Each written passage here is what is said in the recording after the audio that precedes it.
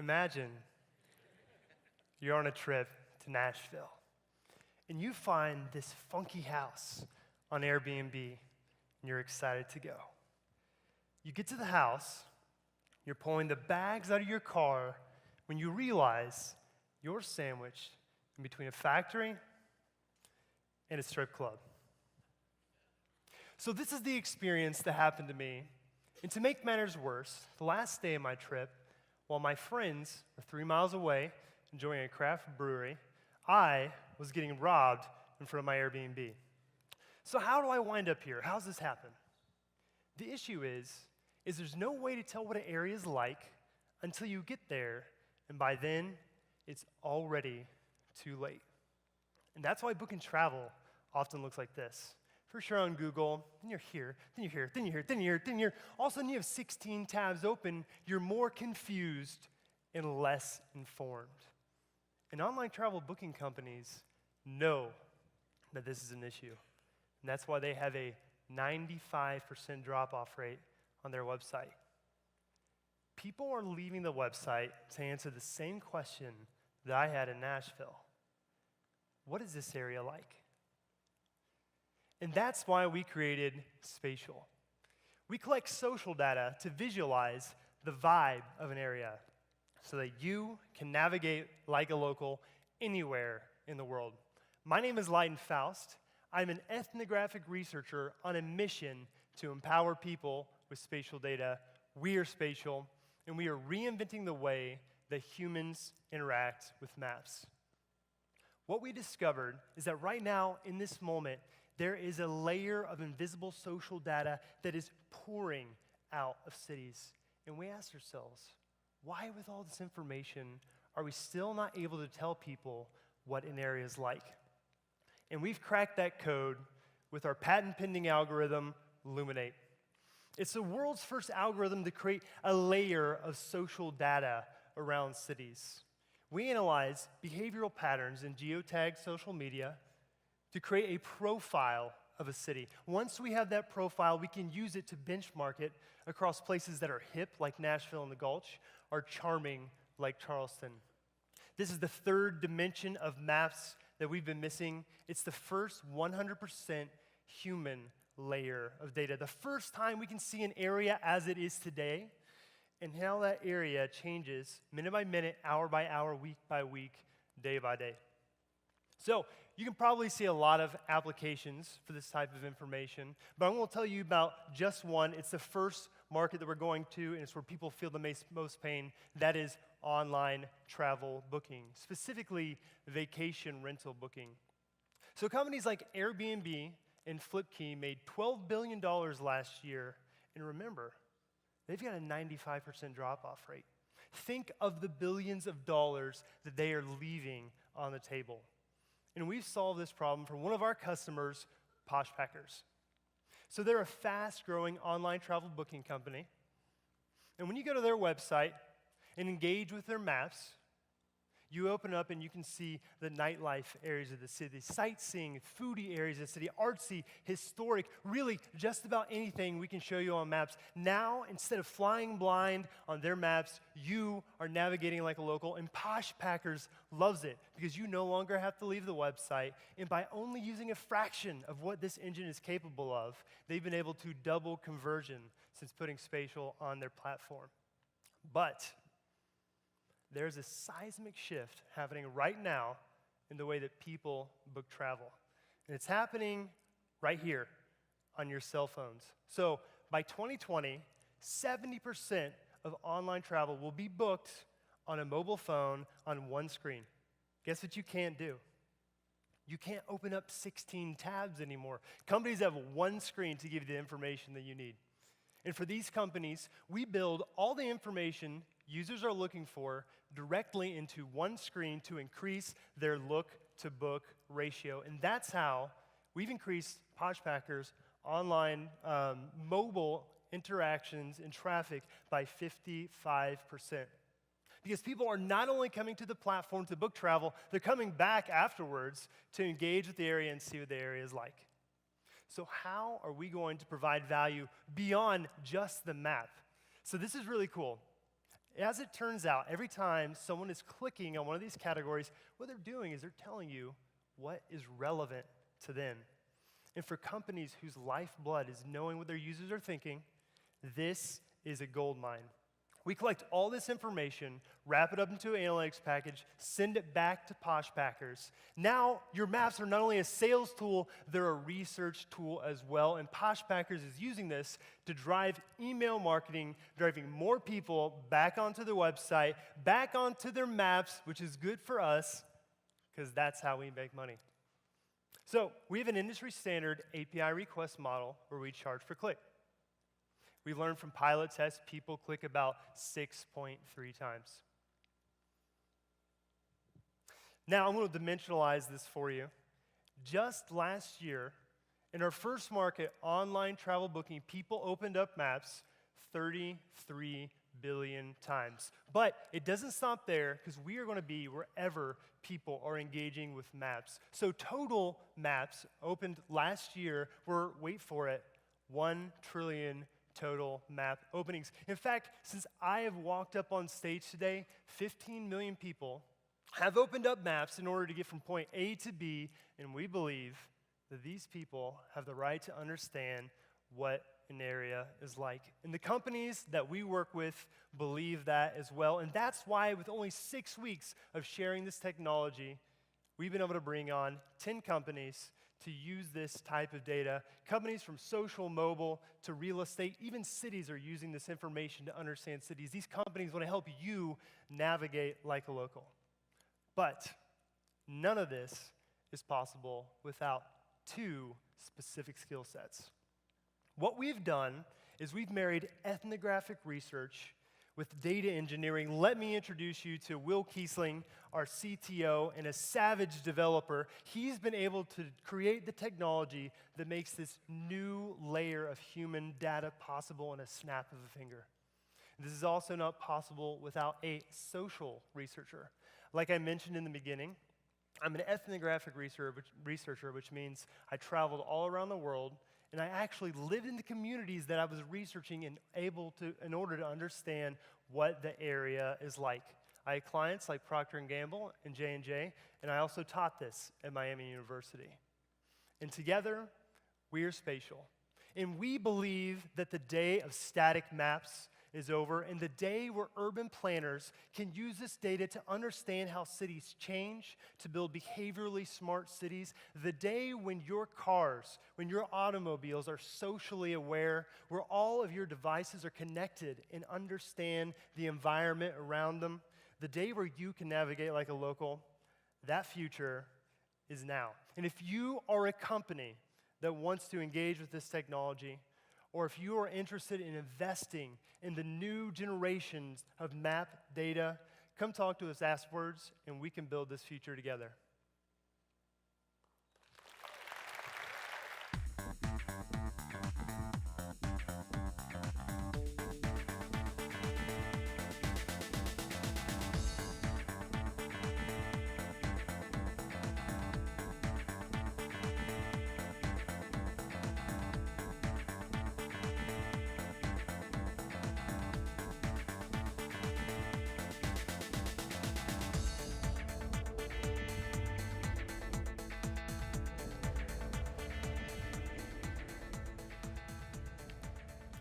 Good afternoon, everyone. My name's Paris Petgrave, and I'm the co-founder and CEO of We Love Work, matching top talent to your company culture. So, if you've ever had to make a hiring decision, you will know that hiring is not easy. In fact, it can be a real headache. When we think of all of the companies worldwide scouting for top talent, posting on job boards, trawling on social media, looking for the perfect hire. But the truth is, most of them will fail, and it will cost them big. In my 8 years of running a recruitment business, I've experienced firsthand the challenges companies face when trying to find the right talent. In fact, $72 billion is spent in the US each year on recruiting talent. And 6 million companies spend more than half of their recruitment budget on headhunters and recruiters at an average cost of $20,000 per hire. But despite all of these efforts, we still get it wrong. Why? Because 15 to 35% of all new hires will either quit their job or be fired within the first 12 months. And the number one reason for this employee turnover, according to Harvard Business Review, is poor cultural fit. Now, this comes as no surprise to us, as more than 80% of our clients reported that employees not being the right fit were the number one contributor to employee turnover. But here's where the big problem lies. The current recruitment process does not allow for a reliable solution to find the right match. So we founded We Love Work to disrupt the current hiring process. So first, let's take a look at how hiring works today. A company will post a job on a jobs board, and a candidate will apply for that job by uploading their CV. These CVs are then scanned for a skills search and a compatibility match. Now, these CVs will then be invited for interview, and then during that process, the hiring manager will try and make a decision on whether or not that candidate is the right fit. Now, we know that this doesn't work because more than 50% of employee turnover is due to poor cultural fit. So We Love Work disrupts the current hiring process with a tool that can be used by job seekers, recruiters, and hiring managers to find the right match. Our patent pending assessment has an algorithm which matches a candidate's values, their skills, and their behaviors to the job requirement and the company culture. Our tool is scientifically proven to be more accurate than interviewing alone. And of course, we're not trying to replace the interview, but rather provide a tool that creates accurate data on candidates to help hiring managers make better informed decisions. So, I bet you're thinking, does it work? Well, we were able to validate our tool in the UK with the National Health Service, who are the largest employer in the UK and the 7th largest employer in England. We Love Work screened 109 candidates. We were able to match 30 candidates and achieve a 100% retention rate in just 12 months. Now, how much does a bad hire truly cost a company? Well, the average turnover rate in the US is 25%, and the average cost of turnover can range between $6,000 and $200,000 per hire, depending on the skills and experience of the candidate. If We Love Work increases employee retention by just 5%, we save a company $2,500 per hire. Since launching in the UK less than a year ago, we've successfully launched beta. We've been nominated for 2 Innovation in Recruitment Awards, and we've generated over $100,000 in sales revenue with no marketing, so we know we're off to a great start. We've identified 3 main revenue streams: company subscriptions, job board posting, and employer brand advertising. We will operate a freemium model for job seekers, and companies will pay a monthly subscription depending on the number of users. Subscription costs will range from $250 to $950 per month. We Love Work will disrupt a $120 billion recruitment market. We will first target 97% of hiring managers that use social media to recruit. We will use our sales team to attend trade shows and conferences to win enterprise clients, and we will, of course, continue to convert our company's database of 3,000 companies to paying users. What's phenomenal about our tool is that we can be used by headhunters, recruiters, and third-party job boards. So in fact, our competition are our potential clients. We have an amazing team, and our future milestones will look like launching in the UK and recently in the US, where we've been really lucky to get fantastic clients on board, including Zappos, the major shoe retailer. We will continue to build out our API, and our team will launch the mobile app in November 2016 on both Apple and Android platforms. So going into our team, we have over 10 years' experience in recruitment, in software development, and in occupational psychology. We also have a phenomenal team of advisors and professors, both in the UK and in the US. So why now? Well, the recruitment landscape is changing. Forbes reported that the #1 priority for America's corporates is attracting millennial talent to their businesses. And what do millennials want? Well, they want to work for companies that share their values. So, if you're a company looking to hire, then we would love to help you with this tool. If you're a job seeker looking to find your next opportunity, then come and see us and we can register you on our app. And if you're an investor looking to partner with us in building a multi-billion-dollar hiring tool, then we would love to say hi after the pitches. Cheers.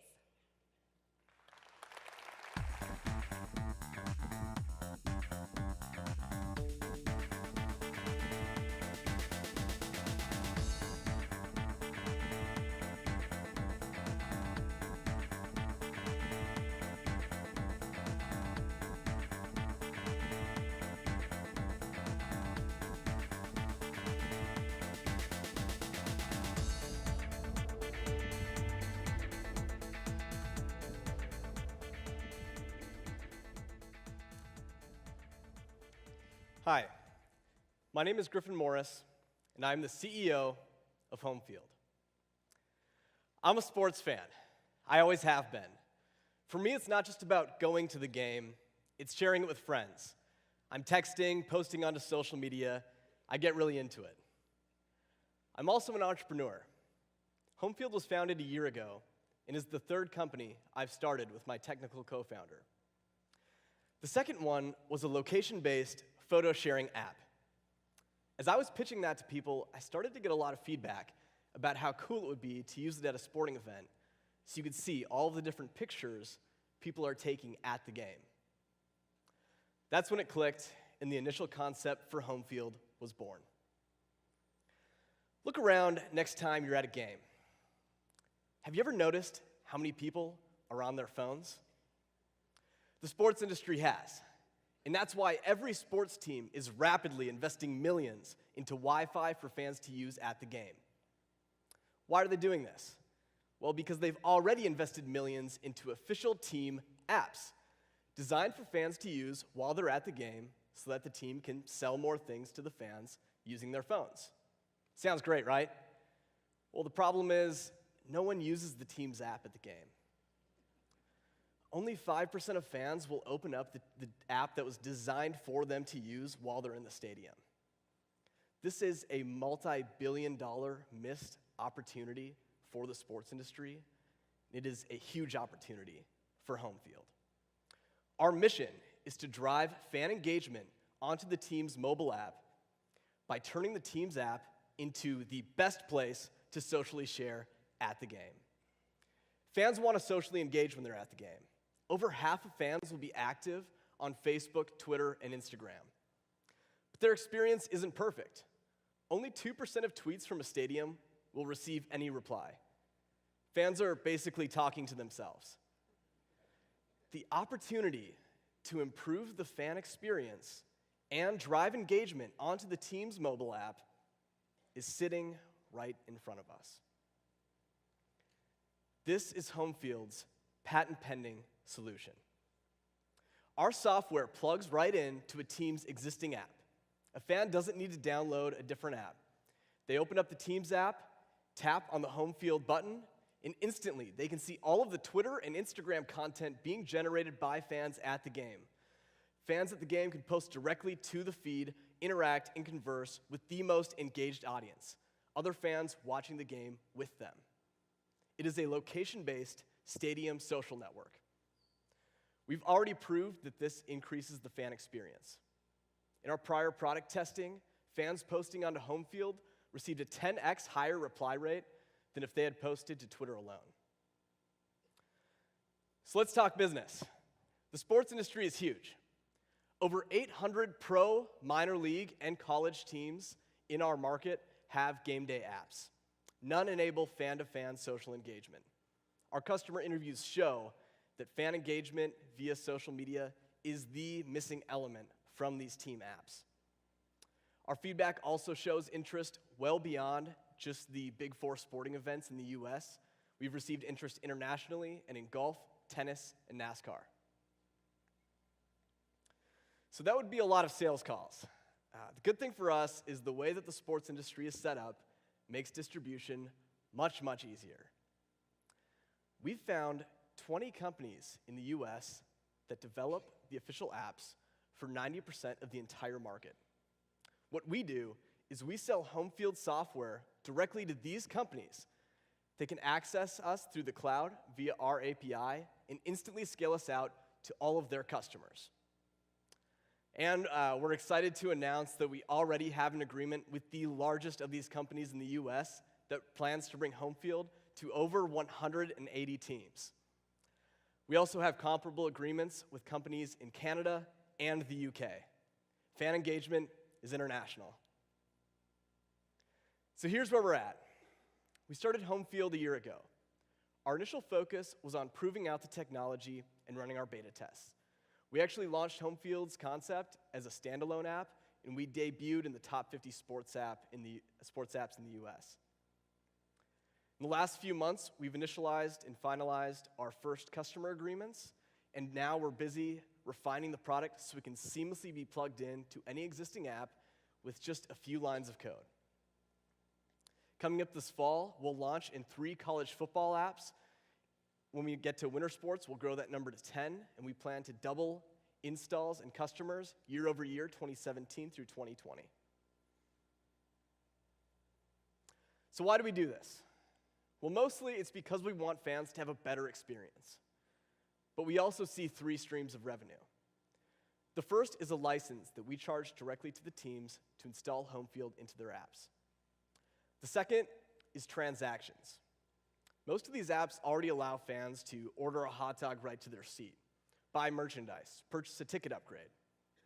As we drive higher interaction and engagement onto the team's apps, we collect an industry standard 3% commission on all incremental revenue in these transactions. The third one we're really excited about. Sponsorships in stadium is typically all about brand awareness through signage and giveaways. Home field has the unique ability to target fans with tailored content on our live feed to individuals based upon their social media likes and interests. We can also share data with brands so that they can re-engage fans after the game. This is an opportunity like nothing else in in-stadium sponsorships. It is a premium sponsorship opportunity. A premium sponsorship for a Major League Baseball team is $100,000 for one game. Over the course of a season, that's over $8 million for one team. We scale this number out to the rest of the industry, discounted at the college and minor league level. We are generating over $950 million in new sponsorship dollars, from which we collect a 35% revenue share. In total, we're generating over $2 billion for the industry, from which our revenue potential is over $360 million. That's our vision. Here's our team. My co-founder in home field and 2 prior startups is the tech genius behind our proprietary software, Phil. We have an excellent support team. Bill Dorsey has 25 years experience in the sports industry, and Len Eisenstein exited a similar company to Intel for $300 million. So if you represent a sports team and you're interested in working with home field for our pilots, please come and talk to me. If you're a sports fan and you want to know when home field's going to launch in your favorite team's app, contact us through our website and we will keep you in the loop. And if you are an individual angel investor interested in partnering with us as we begin to generate revenue, we would love to work with you. Thank you.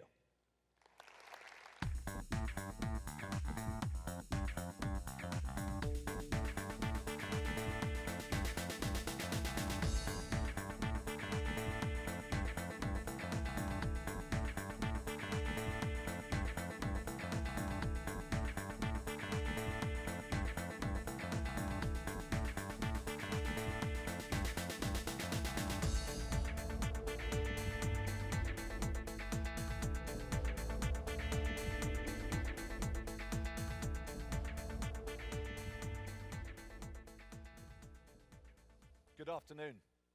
It's great to have come over from London to Cincinnati, and I'm deeply grateful to the Ocean team for all that they have provided to all of the companies.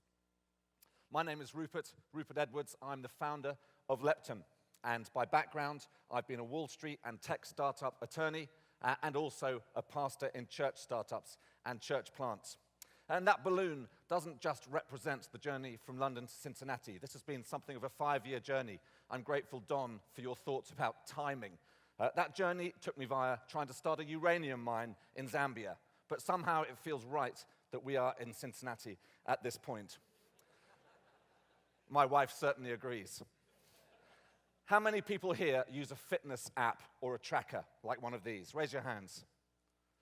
A huge number of people. Why do we use them? Why do we use them? Well, Maslow would say we use them to become who we aspire to be, but we find difficult, to become our best selves. In fact, 82% of people involved in casual athletics use a fitness app. Hundreds of millions of people around the world want to become their better self by improving their outer life. Well, hundreds of millions of people around the world also aspire to become their better self by improving their inner life, by becoming spiritually fit, if you will. And that is what Lepton's vision is about. We are here to help you become your best inner self, to help you become spiritually fit. Lepton is about fitness for your faith. And the story of the Lepton, well, you can read about it in Mark chapter 12. Why is this the right time? We all know why this is the right time. Life is so busy that Barna, the church statistician, now counts a regular church attender as somebody who gets to church once per month. We are so busy, and yet we spend at least 4 hours a day on our smartphones. In fact, smartphone technology has accelerated so rapidly that hundreds of thousands of churches and nonprofits around the world are in danger of being left behind with an out-of-date toolbox to engage their supporters and communities. So how does Lepton help make things better? Raise your hand if you support in some way, you give, you pray, you volunteer to a faith-based organization or church. A lot of people here, and yet you don't know each other, and you are unified together by some of your most profound beliefs and values. Well, Lepton is here to build the glue that connects you together with others who care about what you care about, with churches, with faith-based nonprofits, with their communities and people and supporters behind them. And we do this in 3 ways, with a giving platform that is live right now in the UK, Australia, and the USA, with a prayer social network that enables people to connect together with who and what they care about for encouragement and for spiritual food, and for custom community apps for churches that want them. Well, let's have a little look at some of the unique features that Lepton is providing. Well, we have a fast and easy mobile donation platform that has a Kickstarter-like feel to enable churches and nonprofits to launch multiple projects that enable their supporters to have a greater experience of connecting with the cause that they care about. We have an automated marketing system that creates a sense of nudging supporters to connect more deeply with their churches. And we're building in motivational technology to help you in your momentum of becoming the person that you aspire to be. We're truly multi-platform across native apps and the web. And what gets me out of bed in the morning, and did 5 years ago before that balloon ride to Zambia, was having a prayer network, a support network with potentially global viral reach to support those and to receive support from those we care about around the world. And what is the result of that? Well, we bring you closer to achieving your goal of being who you aspire to be, closer to the communities and churches you care about, closer to your friends, and we pray closer with God. And this is a funnel system that is self-reinforcing. The result of that is it dramatically increases our reach, potentially globally, while at the same time dramatically reducing the costs of our marketing. We've got a business model that we're rolling out in 3 phases. Phase 1 is live and active, and that is our mobile donation system. Phase 2 is our community-based premium apps for churches, and Phase 3 is our social layer for connecting people around the world. Our business model is based on monthly subscriptions and a transaction fee on each donation that we raise. And as we build out our business model and expand, so our revenue increases exponentially. And to give you a snapshot of what that might be like, with 3,000 churches on board our platform, we would generate around $1 billion of donations and around $27 million of earnings for the company. And this is a global opportunity, as you can imagine. In the English-speaking world, just the UK and USA, there are 1 million churches and faith-based nonprofits and over $250 billion of faith-inspired giving. To compare this with Amazon, which has a similar kind of revenue to the church in the US, Last Christmas, 70% of engagement with Amazon was on your mobile. Last year, less than 2% of people were giving to their churches with mobile. So we think there's going to be a huge change over the next 5 years, and most churches will become like this church in West London, where before they launched Lepton, less than 5% of their under 40s were giving to the church. But after a few months of launching Lepton, 60% of their millennials were giving to their church. They were giving above the average online amount. 2/3 of them had committed to giving monthly, and they were only 27 years old. By the time they are 32, most churches will be doing what they're doing, which is why our momentum is strong. This quarter, we've grown by a quarter to 38 churches, but 150% growth in the number of people we're reaching as we reach larger churches. And that is just with a team of 2 full-time people. We have an excellent and blue-chip team. Nathan, our CTO, has a strong background in e-commerce from eBay and has been CTO of a social networking company. We have a great team of advisors. Our financial governance comes from a partner from KPMG, and our corporate strategy from the founder of Australia's largest private equity team. But our team is not complete without our supporters and users. And so we want to invite all of you onto the Lepton team. All of us today can go onto lepton.org or download the iPhone or Android app and give $5 to what is one of Cincinnati's most profound and wonderful local ministries, to City Gospel. You can ask me later why I have a particular gratefulness to City Gospel. But together, if those of us watching online and together in this room give $5, we will be feeding and caring for 10,000 homeless people. If you're a church leader or you know a church leader, then come and grab one of these orange leaflets from me afterwards. And these are worth $1,000, but the most important thing about those orange leaflets is we are inviting you to be a part of a SEAL team of 50 churches to help us build our customized apps. If you're an investor, I'd ask you to consider this. In 5 to 10 years' time, the biggest brands in sports and fitness may not be makers of trainers. They will very likely be fitness apps, which is why Under Armour 6 months ago purchased MyFitnessPal for around $500,000. Well, that is for the world of outer fitness. We believe Lepton has got a huge role to play for the world of inner fitness and spiritual faith. We're already revenue generating, we're already multinational, we're immediately scalable, and we're life impacting. If that's exciting to you, we'd love to chat with you. So come and find us afterwards. Thank you for your time.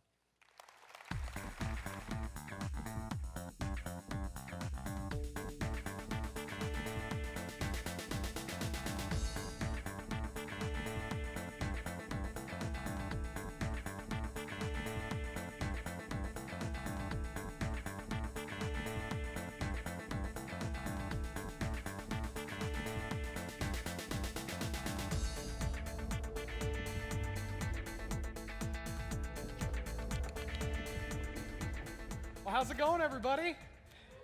Woo, great to hear it. I'm Alex. And I'm Jose. And we're the co-founders of Devu. Now, I'm really excited to introduce all of you to our solution to tap into the $15 billion market of unfilled event seats. And while I'm at it, Jose is going to show you the best way to make last-minute plans. Cool? Let's dive into it.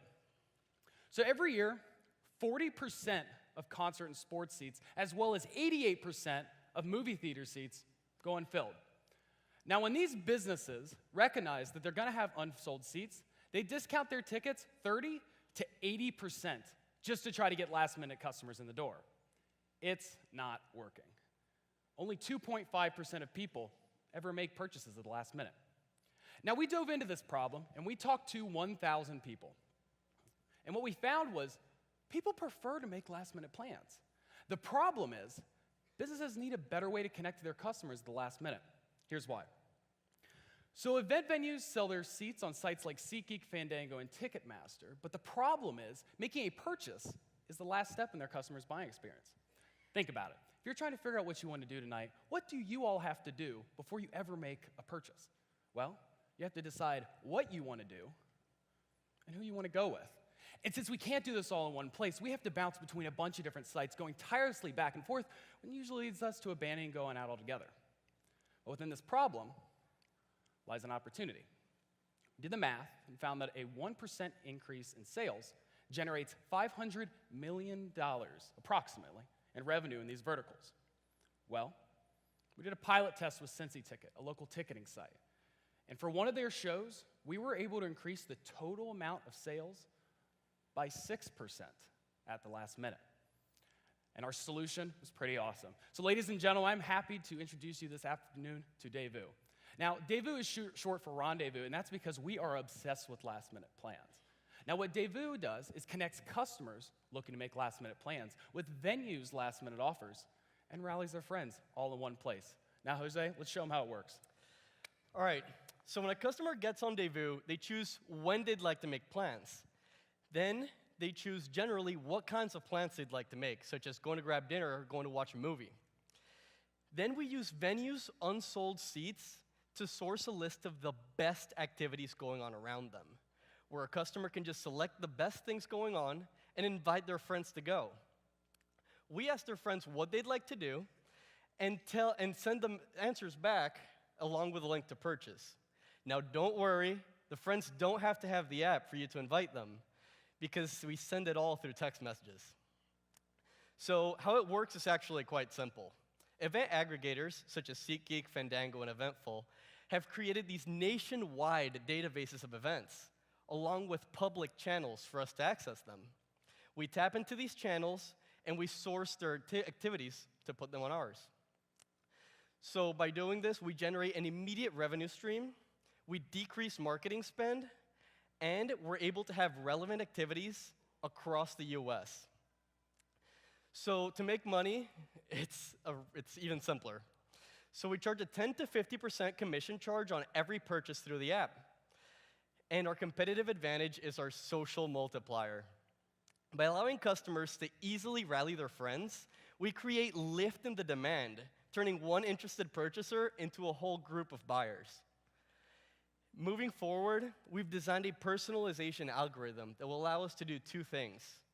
We'll be able to guarantee that every time a customer gets on the app, they will find an activity that they will love.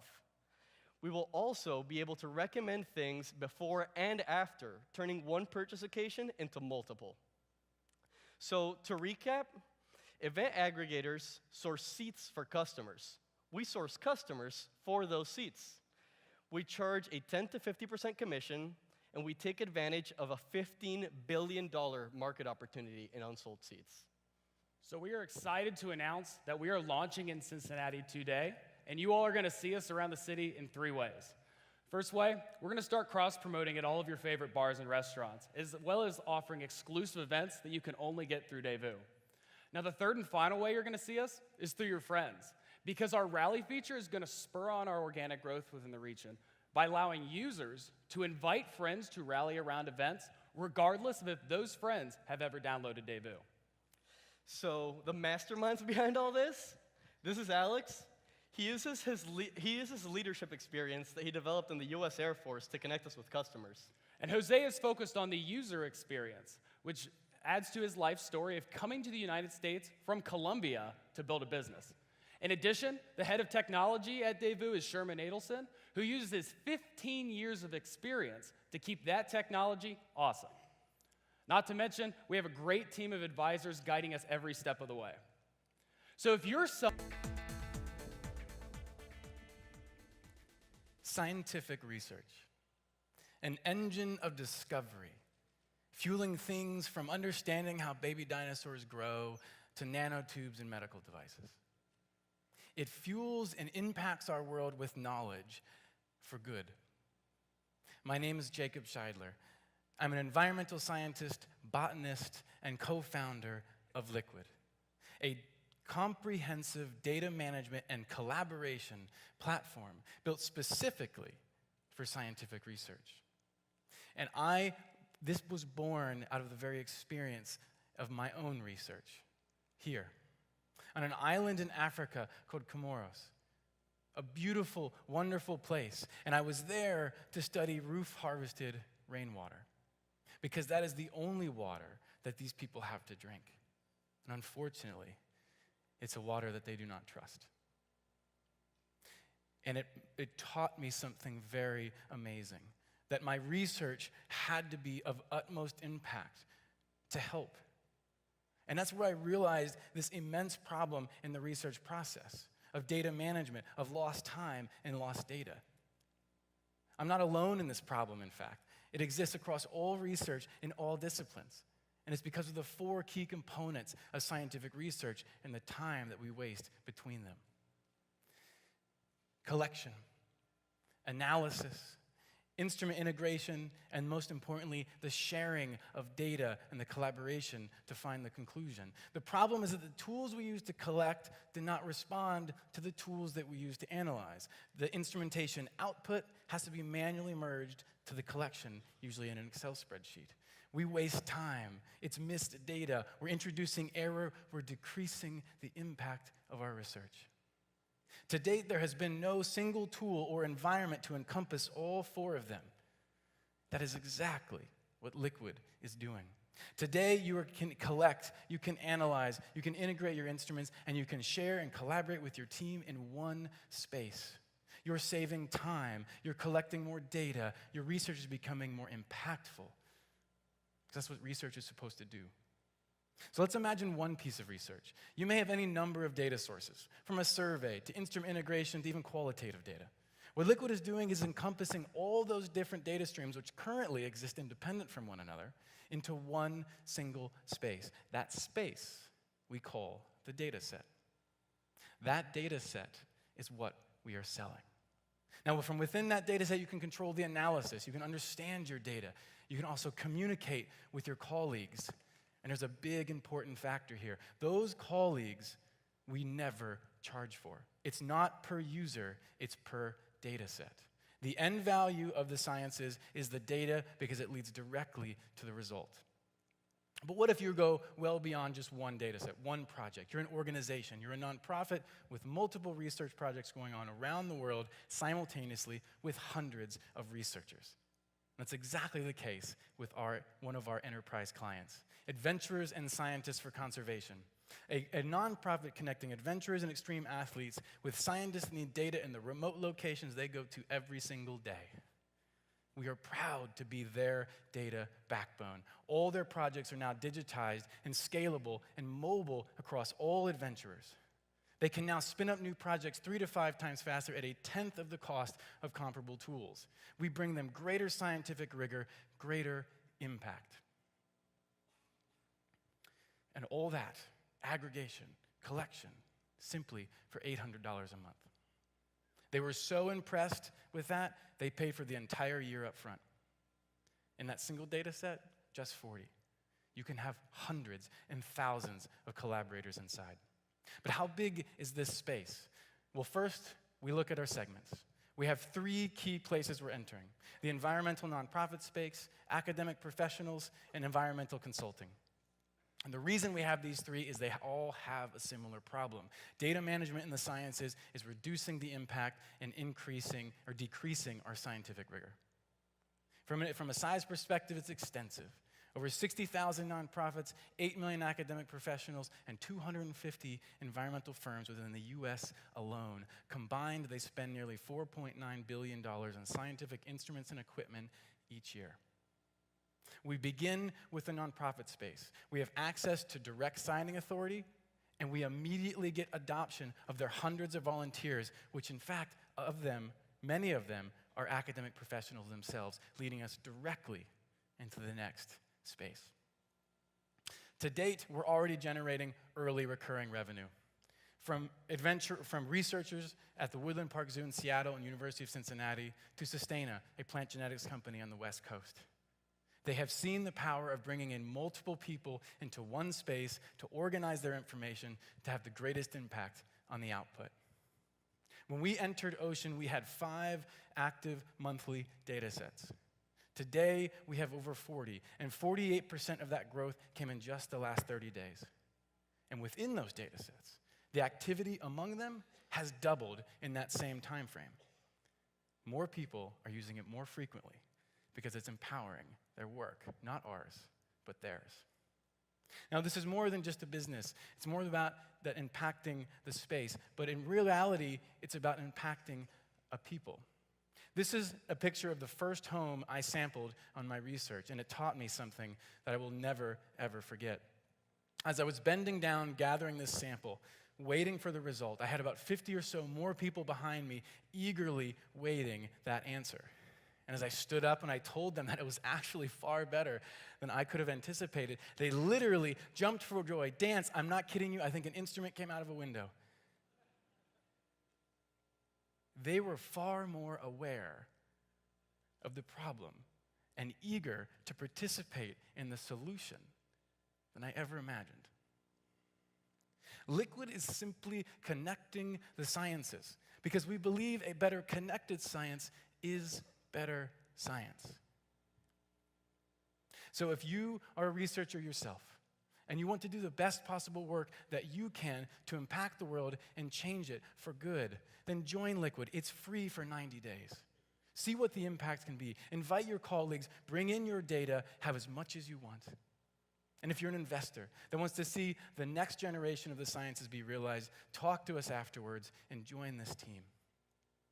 What I've realized by being here at Ocean is a similar thing that I experienced there in Africa. That it's not just the science that is impacting, much like the businesses that are impacting. It's the founders themselves. The impact that I witnessed at this home was not just because of my research. It was the first sample. It was because I was present and I cared. Thank you.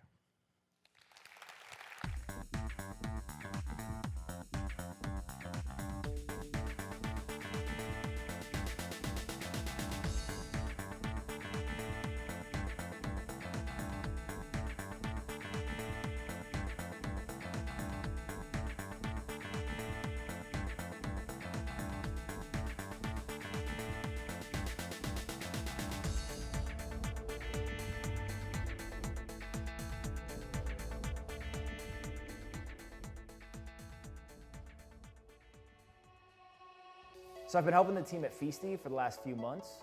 I've been really impressed with the team and the product that they've built. I think the team is really funny, they're smart, and they're driven, and the product's very compelling, and you can see that in some of the early traction and success they've had. Here's a video of some of the highlights.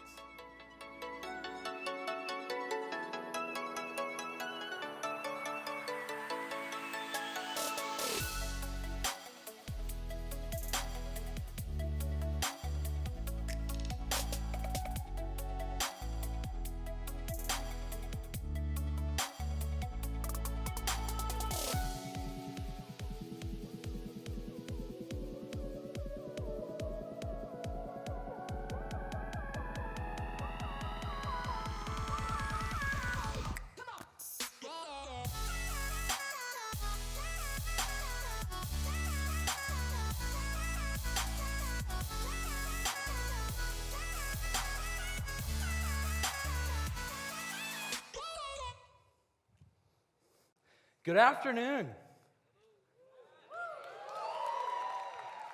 By a show of hands, how many of you have ever been asked the question, where do you want to eat?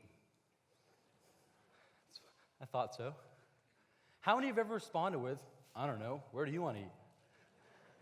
Okay? You're not alone. This happens to me and my fiance all the time. Way too often. See, what's interesting is none of us know where we want to eat. But we all eat out a lot. And collectively, we spend $710 billion a year doing so. This made me beg the question, if we're all hungry right now, and we don't know where we want to eat, which happens all the time, as you can see, why can't a restaurant owner incentivize us to spend our money at their restaurant right now? So we went out and talked to a lot of restaurants, and we asked them a very simple question. We asked them, if you had to drive 20 customers to your restaurant right now, how would you do it? The answers were shocking. What they basically told us was that they prep for today based off of the previous sales of their last weeks. And if they don't see the customers come in, then they're ready to cut their staff right then and there. Seriously? Restaurants spend so much time, energy, and money perfecting their dining experience, yet they don't have a tool that can drive those customers into experience it in real time? We fell in love with this problem. So much so that a few weeks later, we went back to those same restaurant owners and And what we said to them is, this is what Feasty can do for you. And man, did it resonate. In less than 2 months, we had over 100 restaurants sign up and begin posting deals on Feasty. You see, at Feasty, our mission is simple. We connect those who love to eat food with those who love to create it in real time. I'm Anthony. I'm the founder of Feasty. As you can see, I'm a dedicated foodie. And I'm really excited to share with you how we do this for restaurants. So what you'll see is right now behind me, you're watching how a restaurant owner can log into Feasty and post a deal in real time. So imagine that you're a restaurant owner and you're looking at your restaurant and there are dozens of empty tables. What's the one thing that you want to do? You want to fill those tables. You want to bring hungry customers in to experience your food. Well, using Feasty, you can do that. You hop on the portal. You select which restaurant you want to post a deal at. You select a great picture for that deal. You write what you want the deal to be, how long you want it to last, and how many deals you want to be available. And what you're going to see is that in less than 1 minute, you can now post the deal out to the entire Feasty user base. The obvious next question is, what does this look like for users?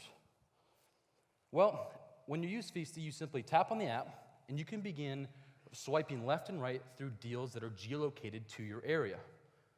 So you can see what the restaurant is, what the deal is, a picture of that deal, as well as how many deals are remaining and how much time is remaining. So I thought that Tom and Chi deal looked awesome. I'm gonna click I want it. And all I have to do now is go to Tom and Chi, click the blue Activate Now button, and just like that, I get a code that I can now share with my server and cashier. In less than 2 taps on an app, I am able to use the deal that that restaurant owner posted in less than a minute. So as you saw in our video, we launched on March 7th. I'd love to share with you how we're doing. Like I said, over 100 restaurants are posting deals on Feasty as we speak. Oops, sorry about that. We have over 5,500 deals have been used. 60% of our user base is active every single week. And this next metric is what we're most excited about. We've generated over $80,000 of revenue for our restaurant partners in less than 2 months. Why are we excited about this? Let's go back to our mission. Our mission is to connect those who love to eat food with those who love to create it in real time. And generating $80,000 proves that we're doing that every single day. Can you imagine how many cool experiences have been had just because of Feasty already? So that's how we generate revenue for restaurants. But let me explain to you how we make money. We wanted to keep the simple streak alive. Restaurants pay Feasty $1 every time a deal is used. It's a no-risk model for both restaurants and users. Restaurants only pay us when we're successful for them. And users, it's a free app that gets you awesome deals at restaurants that you already love to go to. What's not to like? So what are we doing? Right now, we're growing rapidly here in Cincinnati, and we plan to hit Dayton and Columbus by the end of 2016, and 10 new cities every year after that. And our team that's doing that, I'm Anthony, a serial entrepreneur. We have a team of incredible experience within the restaurant industry, as well as connecting and growing apps, and we're led by an even more impressive group of advisors. Our advisors include the former president of Tom & Chi, Marty Boyer, the current CEO of Zipscene, Samir Munger, the former CEO of Wendy's and current chairman and CEO of Sbarro, David Karam, and as you saw in our video, Anthony Pompliano, who is the former director of all user growth at both Facebook and Snapchat. So now that I have you here today, there's 4 things that I'd love for you to do. First, download the app. It's free to download. If you have an Android or an iPhone, you can download it. Just search for Feasty. My second ask is tell a friend. If you think Feasty's cool, use one of our Snapchat filters right here in Crossroads to tell your friend. If you don't use Snapchat, you can find us in any other form of social media. The third thing I'd love for you to do is I'd love for you, if you know a restaurant owner, which it's likely that you do, and you think that Feasty would be a good tool for them, then we'd love for you to come out and talk to us at our booth and share your information, And if you do that, you get a free chip wheelie from Graders. Who doesn't like Graders? Finally, who's hungry? I hope this presentation made you hungry. I am always hungry. And if it did, you are in luck. Because if you download the Feasty app right now, you can go out into the atrium and you can redeem a deal to get a free dessert waffle from Taste of Belgium or a free slice of pizza from Dewey's. All you have to do is download the app, go in the atrium, and you can do that right after this program is finished. Again, I'm Anthony, founder of Feasty, dedicated foodie. And if you believe in our mission of connecting those who love to eat food with those who love to create it, I would love to talk to you. Thank you.